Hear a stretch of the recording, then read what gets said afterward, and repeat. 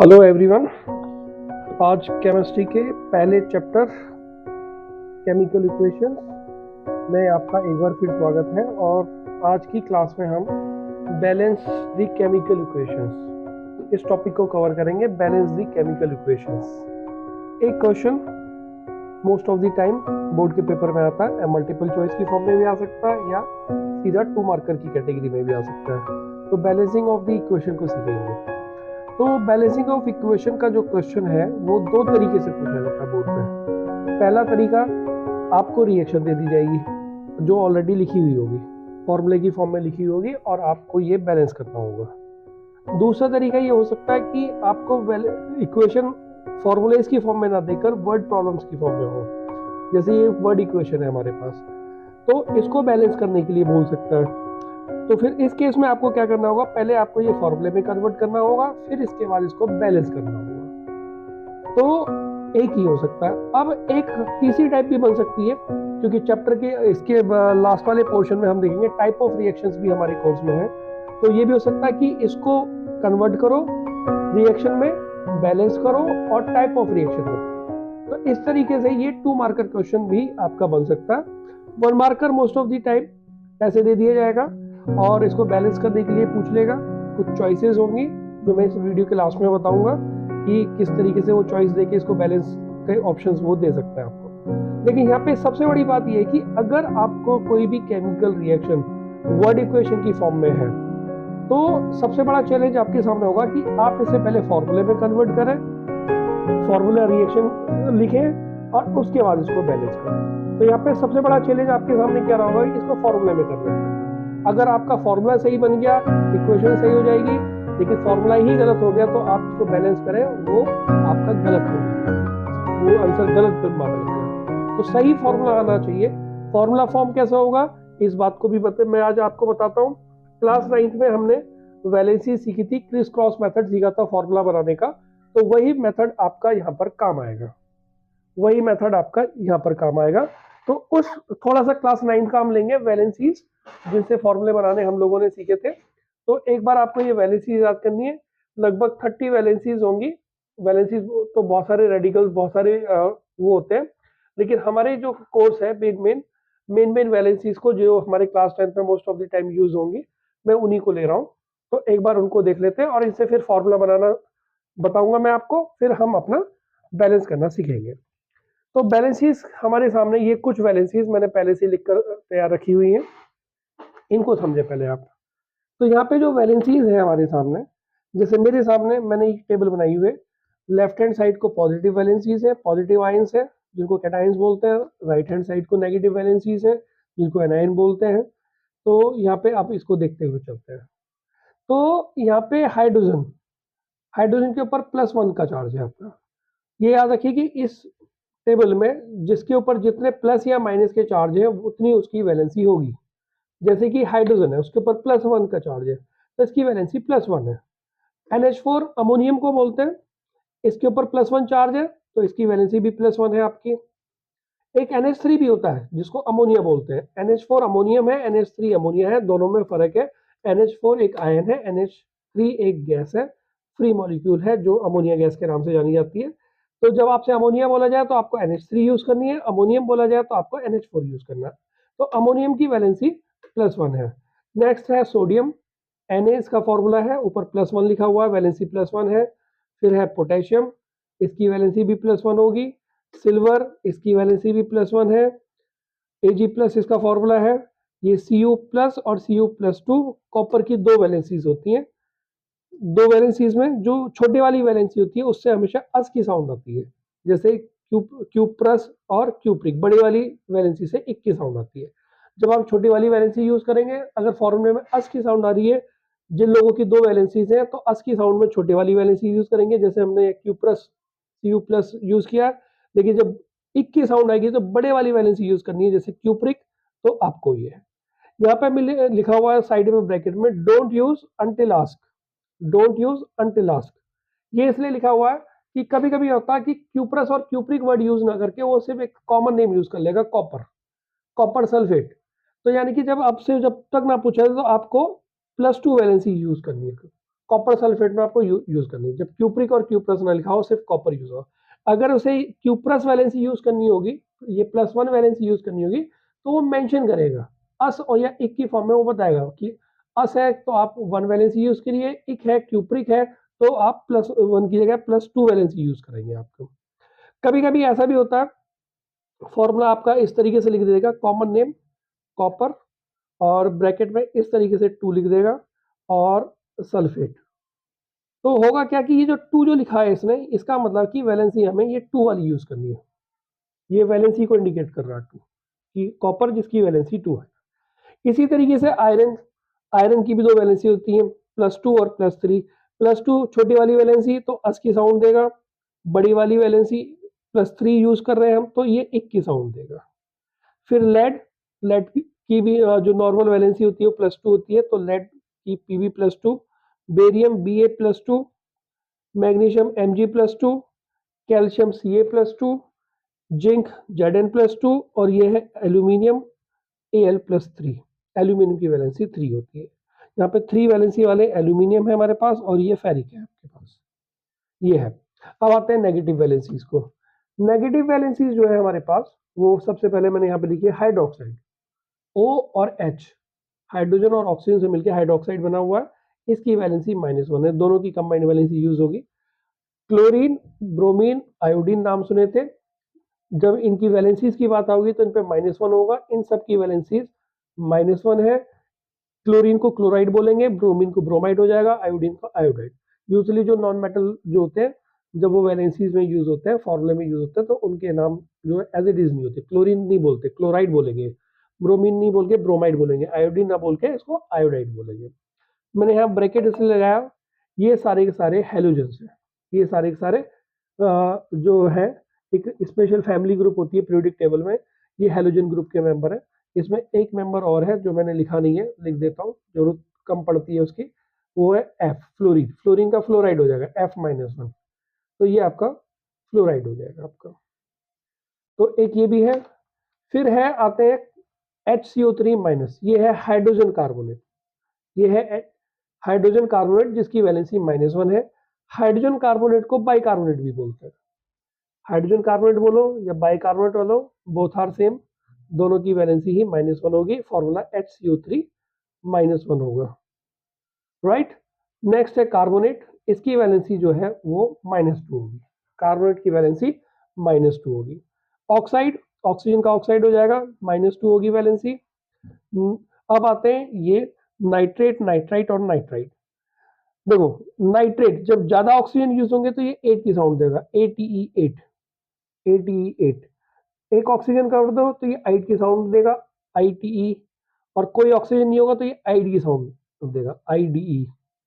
तो नाइट्रेट और नाइट्राइट की वैलेंसी तो -1 है, नाइट्रेट NO3, नाइट्राइट NO2, लेकिन नाइट्राइट की वैलेंसी -3 होगी। इसके बाद है आपका एसीटेट। मैंने इस पे एक स्टार लगाया हुआ है, वो इसलिए लगाया हुआ है स्टार क्योंकि जब कोई फॉर्मूला बनता है तो मैंने सपोज करो फॉर्मूला सोडियम एसीटेट, तो सोडियम पहले बोला जा रहा है, एसीटेट बाद में। तो यूजली फॉर्मूला में सीक्वेंस के अकॉर्डिंग फॉर्मूला बनता है, जैसे सोडियम क्लोराइड तो सोडियम पहले लिखा जाएगा, क्लोराइड बाद में, मतलब NaCl बनेगा। लेकिन यहाँ पे सोडियम एसीटेट बोलूंगा तो फॉर्मूले में तो बोल तो मैं सोडियम पहले रहा हूँ, लेकिन फॉर्मूले में सोडियम लास्ट में लिखा जाएगा।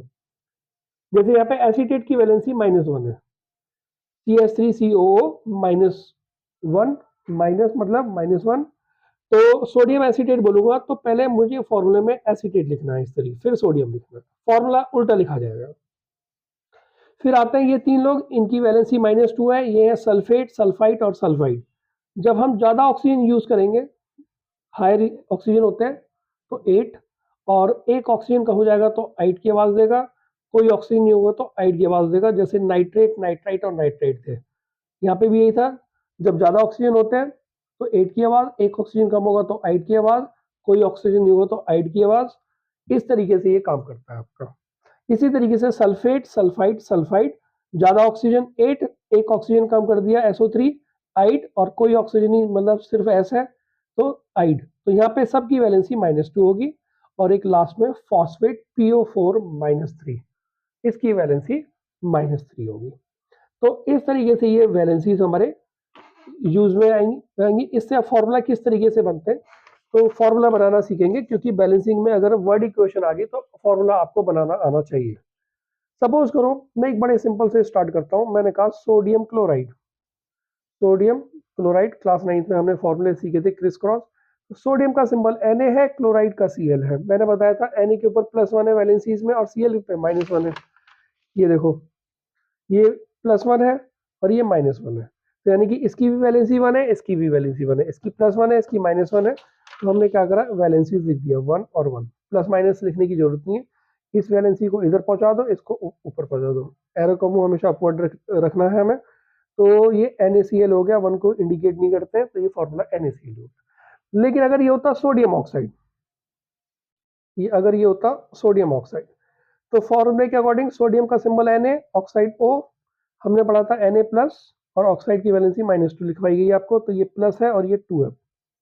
विदाउट प्लस माइनस लिख देना, ये इधर चला गया, ये इधर चला गया, तो फॉर्मूला बन गया मेरा Na2O। ये 2 Na के साथ आ गया, ये ऑक्सीजन के साथ आ गया। तो इस तरीके से सोडियम ऑक्साइड बना। अब सपोज करो फॉर्मूला बनाना है मुझे magnesium oxide. Magnesium oxide, magnesium का सिंबल Mg। ये हमने पीछे वैलेंसीज में पढ़ा है, ये मैग्नीशियम +2 था, O -2 था, यानी कि दोनों की वैलेंसी 2 है। ये इधर चला गया, ये इधर चला गया, तो फॉर्मूला बनेगा Mg2O2। 2 से 2 कट गए क्योंकि फॉर्मूला सिंपलेस्ट फॉर्म में लिखा जाता है, तो फॉर्मूला बन गया मेरा MgO। ये मेरा फॉर्मूला होगा, ये मेरा MgO इसका फॉर्मूला बनेगा हमारा। तो ये हो गया हमारे पास। अब सपोज करो लिया मैंने अमोनियम सल्फेट, अमोनियम सल्फेट लिया मैंने, तो मैंने बताया था NH4 प्लस सल्फेट SO4 -2 लिखवाया वैलेंसीज में। तो ये NH4 वैलेंसी 1, ये SO4 वैलेंसी 2, ये इधर, ये इधर। अब आप देखेंगे NH4 था ये, तो ये 2 है, ये पूरे के साथ लगेगा, होल ट्वाइस बोला जाएगा। और SO4 1 तो लिखते ही नहीं है, तो ये NH4 whole twice SO4 formula बनेगा, राइट। और देखो जरा, मैंने लिया सपोज करो कैल्शियम हाइड्रोक्साइड लिया, कैल्शियम हाइड्रोक्साइड ऑक्साइड, कैल्शियम का symbol Ca, hydroxide OH, valencies हमने ये लिखवाई हुई है पीछे आपको, राइट। तो मैंने क्या करा, इसको वैलेंसीज रखी, ये इधर, ये इधर, तो CaOH होल ट्वाइस लिखा जाएगा। ये 2 पूरे OH के साथ है। कभी कभी कुछ लोग क्या करते हैं, इस फॉर्मूले को CaOH2 लिख देते हैं, जो कि गलत है आपका। गलत क्यों है, क्योंकि 2 जो है वो H के साथ है, जो कि गलत है। जबकि हाइड्रोक्साइड तो पूरा एक सिंगल एंटिटी की तरह बिहेव कर रहा है ना, तो ऑक्सीजन और हाइड्रोजन के साथ कंबाइंड फॉर्म में 2 होना चाहिए, तो इसलिए होल ट्वाइस लिखा जाएगा। ये आपका करेक्ट फॉर्मूला होगा। तो इस तरीके से फॉर्मूले आपके बनेंगे क्रिस क्रॉस करके, कि इस वैलेंसी को इधर, इस वैलेंसी को इधर फॉर्मूले, और फिर उसको सिंपलेस्ट फॉर्म में कन्वर्ट कर लेना। इस तरीके से फॉर्मूले बनेंगे। तो अब आते हैं हम बैलेंसिंग में। केमिकल इक्वेशन को बैलेंस करना हमारे कोर्स का पार्ट है। तो एनसीईआरटी में बैलेंसिंग, तो सबसे पहले तो एक मल्टीपल चॉइस क्वेश्चन के पॉइंट ऑफ व्यू से क्वेश्चन, कि हम किसी केमिकल इक्वेशन को बैलेंस क्यों करते हैं, किसी केमिकल इक्वेशन को बैलेंस क्यों करते हैं। तो इसका रीजन है, हमने क्लास 9th में कुछ लॉस पढ़े थे, 3rd चैप्टर में, केमिस्ट्री के 3rd चैप्टर में। तो वहां पे एक लॉ था, लॉ ऑफ कंजर्वेशन ऑफ मास। तो इसका आंसर क्या होगा, किसी भी केमिकल इक्वेशन को क्यों बैलेंस करते हैं, तो आंसर है to satisfy the law of conservation of mass. मतलब ये लॉ ये कहता है कि किसी भी केमिकल इक्वेशन में जितने रिएक्टेंट का मास होगा उतना प्रोडक्ट का भी मास होगा, क्योंकि हमने पता कि मैटर को आप ना तो डिस्ट्रॉय कर सकते हो ना क्रिएट कर सकते हो, हाँ एक फॉर्म से दूसरे फॉर्म में कन्वर्ट कर सकते हो। तो लॉ ऑफ कंजर्वेशन कहने का मतलब है, जैसे मेरे सामने ये रिएक्शन है, मेरे सामने ये रिएक्शन है, zinc plus sulphuric acid gives zinc sulphate plus hydrogen. ये वर्ड इक्वेशन थी, इसको हमने कन्वर्ट किया। तो अब मैं यहाँ पे देख रहा हूँ जिंक का एक एटम है, इधर भी एक जिंक है, इधर 2 हाइड्रोजन है, इधर 2 हाइड्रोजन है, इधर एक सल्फर है, इधर एक सल्फर है, इधर ऑक्सीजन के 4 एटम है, इधर भी 4 एटम है। तो यानी कि रिएक्टेंट साइड और प्रोडक्ट साइड, रिएक्टेंट साइड और product side number of atom equal है। रिएक्टेंट और प्रोडक्ट आप समझते होंगे। देखो रिएक्टेंट क्या होता है, एरो से पहले जो लिखे होते हैं सब्सटेंस, जो केमिकल इक्वेशन में पार्टिसिपेट करते हैं उनको रिएक्टेंट्स बोलते हैं। और जब केमिकल रिएक्शन पूरी हो जाती है, उससे जो चीजें प्रोड्यूस होती हैं उनको प्रोडक्ट बोलते हैं। तो एरो के राइट हैंड साइड को जो चीजें लिखी हुई है वो प्रोडक्ट है, लेफ्ट हैंड साइड को जो लिखी है वो हमारे रिएक्टेंट्स है। तो अब अगर लेफ्ट हैंड साइड और right hand side number of atoms equal है तो उनके मास भी इक्वल ही होंगे। तो इसलिए to satisfy the law of conservation of mass हमें किसी भी केमिकल इक्वेशन को बैलेंस करना पड़ता है। बैलेंसिंग हमारे कोर्स में है, इसलिए बैलेंसिंग कोर्स में to satisfy the law of conservation of mass, left hand side और राइट हैंड साइड। अब बैलेंसिंग पे आते हैं, बैलेंसिंग को किस तरीके से किया जाए। बैलेंसिंग को करने के लिए हम पहले यही वाली रिएक्शन लेते हैं समझाने के लिए कि हमें जिंक और सल्फ्यूरिक एसिड की रिएक्शन, फिर इस वाली रिएक्शन को देखते हैं ये किस तरीके से ये होगा। तो यहाँ पे हमने क्या करना है, हमने रिएक्शन लिखनी जिंक प्लस H2SO4। तो प्रोडक्ट फॉर्म हुए जिंक सल्फेट प्लस हाइड्रोजन। तो पहले ही चेक करेंगे बैलेंस्ड है या नहीं है। तो एनसीईआरटी में जो मेथड सिखाया गया है कि एक टेबल बना लो, फिर दोनों तरफ के एटम्स को काउंट कर लो। चलो मैं इसी से शुरू करता हूँ। हालांकि इसकी कम जरूरत पड़ेगी, हम इसको बहुत फास्ट तरीके से भी कर सकते हैं, क्योंकि एग्जाम में most of the time multiple choice question आएगा, या 2 मार्कर में टाइप ऑफ रिएक्शन और बैलेंसिंग और इंफॉर्मेटिव बनाना ये भी आएगा। हाँ, इंफॉर्मेटिव से मुझे एक चीज और याद आई। इंफॉर्मेटिव बनाने का मतलब है किसी भी इक्वेशन को कि अगर कोई सब्सटेंस सॉलिड फॉर्म में है तो उसके आगे स्मॉल एस वर्ड लगा देना है। अगर कोई चीज लिक्विड फॉर्म में है, लिक्विड, तो उसके सामने एल लगा देना है। अगर कोई चीज गैस फॉर्म में, गैसियस फॉर्म में, तो उसके आगे जी लिखा देना है।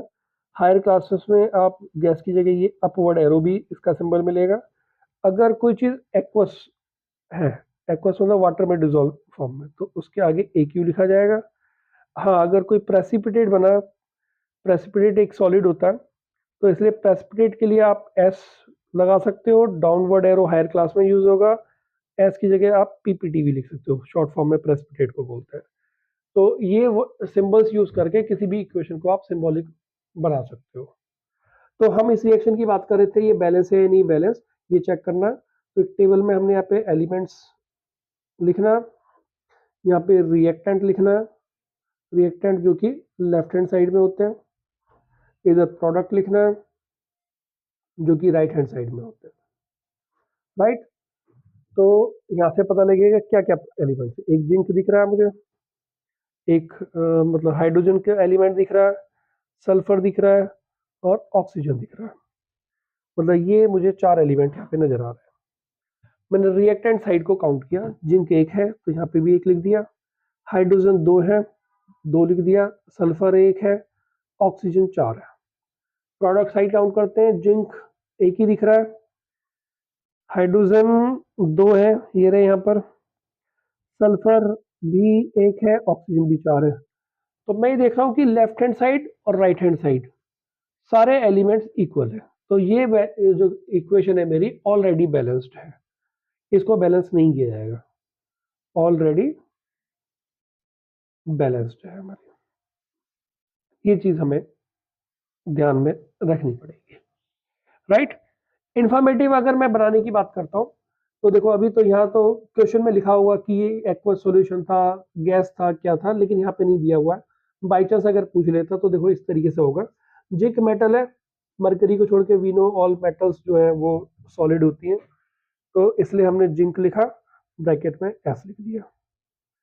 फिर आगे इसको सल्फ्यूरिक एसिड बताया H2SO4। हम चैप्टर 2 केमिस्ट्री का एसिड बेस सॉल्ट वहाँ पढ़ेंगे।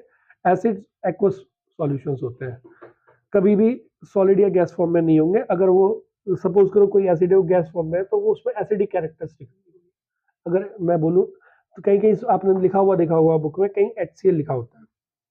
अब HCl के आगे अगर आपने G लिख दिया तो इसका मतलब ये एसिड नहीं है, ये होगा हाइड्रोजन क्लोराइड बोला जाएगा इसको, हाइड्रोजन क्लोराइड बोला जाएगा। इसमें कोई एसिडिक कैरेक्टर नहीं होगा, क्योंकि एसिड का जो कैरेक्टर होता है, ये हाइड्रोजन जब वाटर में डिजोल्व होता है तो हाइड्रोजन आयन देता है, तो ये हाइड्रोजन आयन एसिडिक कैरेक्टर के लिए रिस्पॉन्सिबल होता है। लेकिन ये तो गैस है, तो ये जो गैस है तो इसमें हाइड्रोजन आयन प्रोड्यूस नहीं होंगे, तो इसलिए ये एसिड नहीं है, तो इसलिए इसको हाइड्रोजन क्लोराइड बोला जाएगा। लेकिन अगर ये HCl ब्रैकेट में AQ लिखा हुआ, मतलब एक्वस, वाटर में डिजोल्व है, तो देन ये आपका एसिड है। तब इसको हाइड्रोजन क्लोराइड ना बोल के हाइड्रोक्लोरिक एसिड बोलेंगे। इसका नाम हो जाएगा हाइड्रोक्लोरिक एसिड।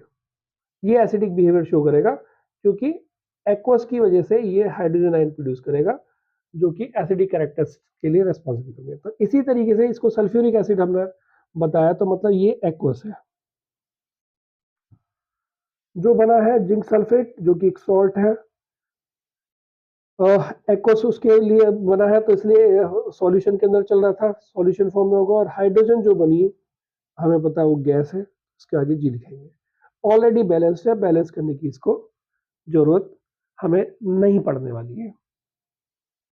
अगली जो रिएक्शन है हमारे पास, वो नीचे दी हुई है, iron plus H2O gives Fe3O4 plus H2। इसको बैलेंस करना सीखेंगे। तो इसको बैलेंस करने के लिए देखते हैं किस तरीके से बैलेंस कर सकते हैं हम लोग इसको। तो इसकी बैलेंसिंग के लिए हमने पहले रिएक्शन को लिख लेना, तो रिएक्शन होगी मेरी Fe प्लस H2O एरो, और एरो के बाद Fe3O4 प्लस H2, राइट। तो जल्दी से मैंने एलिमेंट्स कौन कौन से हैं इसके अंदर, एलिमेंट्स, रिएक्टेंट्स, प्रोडक्ट्स। तो मैं देख रहा हूँ ये पे एक आयरन का एलिमेंट है, हाइड्रोजन का है, ऑक्सीजन है।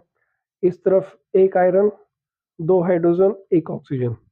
इधर 3 आयरन, 2 हाइड्रोजन, 4 ऑक्सीजन। तो अब मैं देख रहा हूँ कि यहाँ पे जो है हाइड्रोजन को छोड़ के number of other elements, iron और ऑक्सीजन, वो इक्वल नहीं है, लेफ्ट हैंड साइड और राइट हैंड साइड को इक्वल नहीं है। तो यानी कि एक अनबैलेंस रिएक्शन है। तो अब मुझे इसको बैलेंस करना पड़ेगा। तो बैलेंस करने के लिए पहले अब देखो क्या करना है हमें। सबसे पहले रिएक्शन को देखते हैं। पहले देखते हैं आयरन और ऑक्सीजन जो है वो बैलेंस नहीं है। मैंने देखा इधर जो थे 3 आयरन थे, इधर सिर्फ 1 है, राइट। तो क्या करो, इस तरफ 3 लिख देंगे हम, इधर हमने 3 लिख दिया, आयरन 3 हो गए। अब इधर ऑक्सीजन कितने दिख रहे हैं मुझे, 4, इधर 1 है, राइट। तो क्या करना चाहिए मुझे, इसको 4 करने के लिए क्या करना चाहिए मुझे, यहाँ पे 4 से मल्टीप्लाई कर देना चाहिए। ऑक्सीजन हो गए 4, लेकिन इसको 4 से करने से हाइड्रोजन हो गए 8, 2 4 जा 8, 2 और 4 को मल्टीप्लाई करेंगे तो हो गए 8। इस तरफ सिर्फ 2 हाइड्रोजन है, तो इधर 8 करने के लिए इधर भी आपको 4 लगाना पड़ेगा। तो इस तरीके से आपकी जो बैलेंस इक्वेशन होगी उसका वो बनाता हूं मैं, बैलेंस का। तो अब मैं यहाँ पे अगर मैं वापस लिखता हूँ, तो आयरन, हाइड्रोजन, ऑक्सीजन। तो मैं देख रहा हूँ रिएक्टेंट साइड को 3 हाइड्रोजन है, सॉरी 3 आयरन है, और हाइड्रोजन हो गए 4 2 जा 8, और ऑक्सीजन हो गए 4। इस साइड देखता हूँ मैं, इस साइड 3 आयरन है हमारे पास, ऑक्सीजन ऑक्सीजन जो है 4 है, राइट, और हाइड्रोजन 4 2 जा 8, मतलब दोनों साइड इक्वल होगी, मतलब ये रिएक्शन हमारी बैलेंस हो चुकी है अब आपकी। तो लेकिन एग्जाम में इतनी वर्किंग की जरूरत शायद हमें ना पड़े, क्योंकि मल्टीपल चॉइस क्वेश्चन होगा मोस्ट ऑफ द टाइम, और आप सीधा वर्किंग ना दिखा के आप सीधा इसको भी वो दिखा सकते हो। हमने पहले क्वेश्चन वाली रिएक्शन लिखनी है, फिर अपने आंसर वाली रिएक्शन जिसके साथ हमने ये नंबर्स लिखे हुए होंगे। तो ये हमारी इस तरीके से इसको बैलेंस करके दिखा सकते हैं। जैसे मैं अगर एक और रिएक्शन का एग्जांपल ले लूं, मैंने एग्जांपल लिया FeSO4 आयरन सल्फेट, जो कि हम आगे चल के एक एक्टिविटी में पढ़ेंगे, ग्रीन कलर का सॉल्यूशन होगा आपका। इसको हीट किया, ये डेल्टा, ये जो सिंबल है ट्रायंगल शेप, इसको डेल्टा बोलते हैं। डेल्टा का मतलब होगा हम हीट कर रहे हैं इसको, दोनों में से कोई एक चीज यूज करनी होती है। तो हीट होने पे ये डिकम्पोज हो गया और इसने प्रोड्यूस करा Fe2O3 प्लस SO2 और sulphur trioxide SO3। SO2 sulphur dioxide, di means 2, और SO3 सल्फर ट्राइऑक्साइड में 3 ऑक्सीजन है तो सल्फर ट्राइऑक्साइड, ट्राई मीन्स 3, तो सल्फर ट्राइऑक्साइड हमने ये आपके सामने प्रोड्यूस हो गया। तो अब इस रिएक्शन को अब चेक करते हैं, बिना टेबल बनाए हुए करने की कोशिश करते हैं, देखते हैं जरा। मैं देख रहा हूं इधर एक आयरन है, इधर आयरन 2 है, तो इसका अलग ये कंफर्म हो गया कि ये बैलेंस रिएक्शन हमारी नहीं है। अब इसको बैलेंस करने के लिए मुझे क्या करना चाहिए, अब देखते हैं जरा। अगर मैं आयरन से शुरू करता हूँ तो इधर 2 आयरन है, इधर 1 आयरन था, तो 2 करने के लिए मैंने इधर 2 लगा दिया, आयरन बैलेंस हो गया, राइट। अब सल्फर कितने हो गए, 2 हो गए, इधर 1 एंड 2, 2 सल्फर है, 1 + 1 2। हाइड्रोजन तो है नहीं इसमें, ऑक्सीजन कितने हो गए, इधर 4 ऑक्सीजन, इधर 2, तो 4 2 8, मल्टीप्लाई करो, 4 2